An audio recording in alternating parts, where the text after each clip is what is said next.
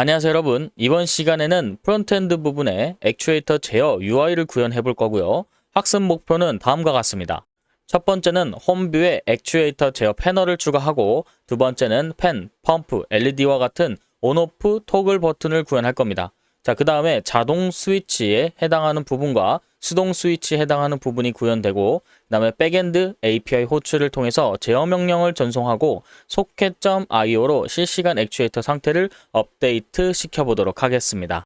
자, VS 코드로 넘어왔고요. 일단 프론트엔드에 대한 역할을 먼저 같이 한번 살펴볼 텐데, 액추에이터 제어하는 패널이 필요합니다. 그래서 펜, 펌프, LED와 같은 토글 버튼이 필요하고요. 자동이나 수동 버튼에 해당하는 모드가 필요합니다. 자, 그러면 일단은 프론트엔드를 같이 켜서 살펴보도록 하겠습니다. 터미널을 열어주시고요. 저는 3개로 만들어 주도록 하겠습니다.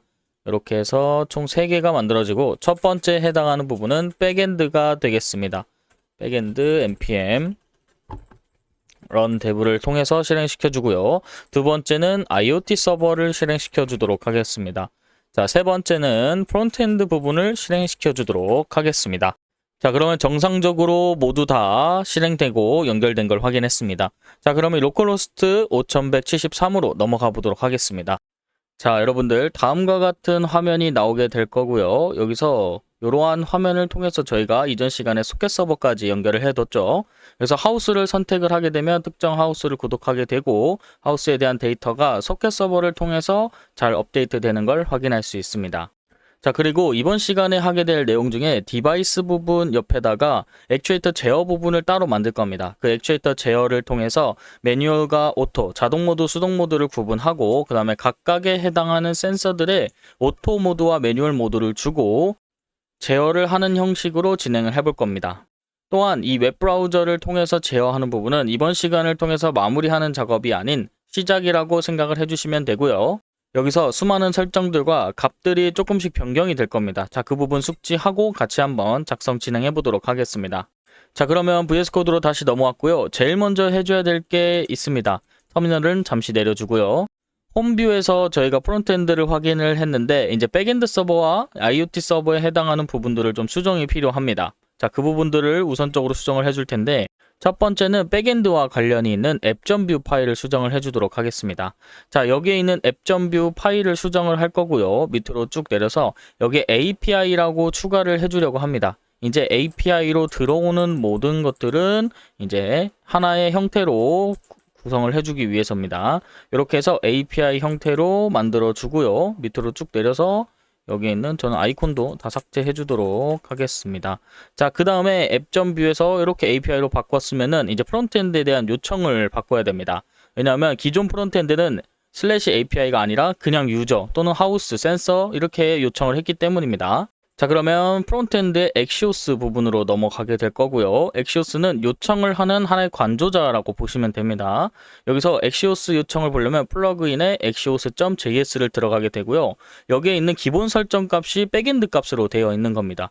근데 여기서 /API라고 바꿔주시면 이제 /API 형태로 이쪽으로 요청을 하게 되는 구성이 됩니다. 자, 그럼 문제가 발생할 수 있습니다. IoT 서버와 백엔드가 연결이 되고 있죠. 자, 이 부분에서 IoT 서버에 대한 부분이 수정이 이루어져야 되고요. IoT 서버에서는 서비스에 해당하는 부분들이 수정이 이루어질 겁니다.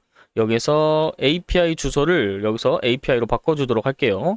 위에서부터 두 가지로 바꿔주면 되는데, 여기에 URL에 백엔드 API로 바꿔주셔도 되고요. 아니면 여기 공통적으로 여기에 /API라고 해주셔도 됩니다. 그래서 저는 이렇게 /API로 하고 저장 눌러주도록 하겠습니다.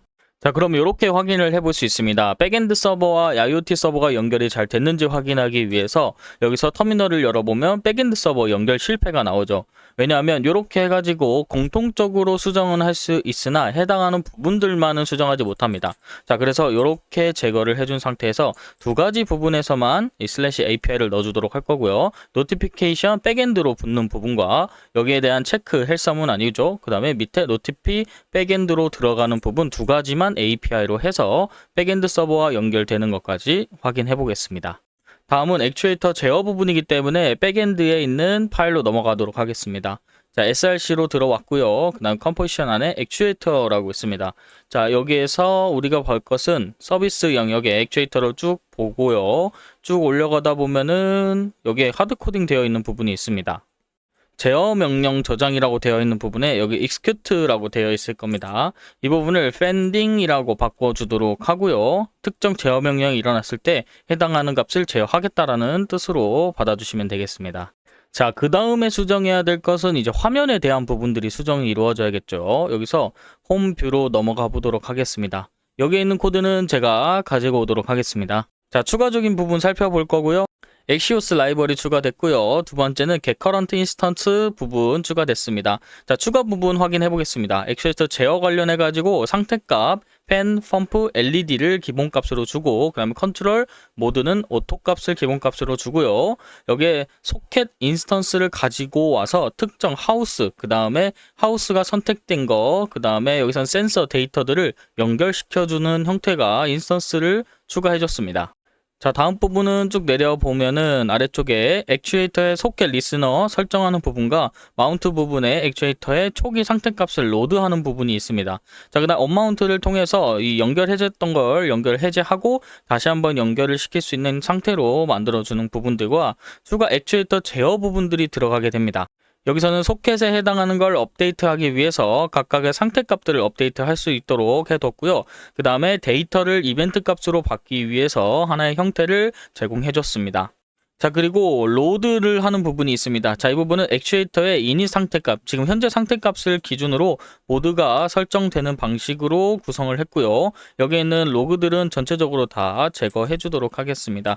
자, 이 부분들은 저는 제거해 주도록 하고, 여러분들은 확인을 해서 이게 여기서 실제 값이 어떻게 동작하는지 볼 수 있도록 하면 좋겠습니다. 자, 그 다음에 모드를 체인지 하는 건데요. 자동하고 수동 모드가 있고 저희는 매뉴얼과 오토 형태로 구성을 했었죠. 그 다음에 토글을 통해서 수동 모드를 통해서 펜, 펌프, LED를 제어할 수 있는 부분들 추가됐습니다. 그래서 화면으로 넘어가서 보면은 이렇게 액추에이터 제어 섹션이 있습니다. 자, 이렇게 구성을 해뒀고 전체적으로 이제 구성된 걸 확인이 다 됐고요. CSS는 여러분들이 추가된 부분들만 확인해 주시면 될 것 같고요. 이제 진짜 화면으로 넘어가 보도록 하겠습니다. 자, 실제 화면으로 넘어왔고요. 이렇게 해서 하우스를 선택을 해 보도록 하겠습니다. 자, 그럼 우측에 보이시는 것처럼 액추에이터 제어 부분이 나타나게 됩니다. 여기서 수동 부분으로 바꿔주도록 하겠습니다. 그러면 여러분이 오토로 되어 있다고 하면 수동 부분으로 제어가 변경이 될 거고요.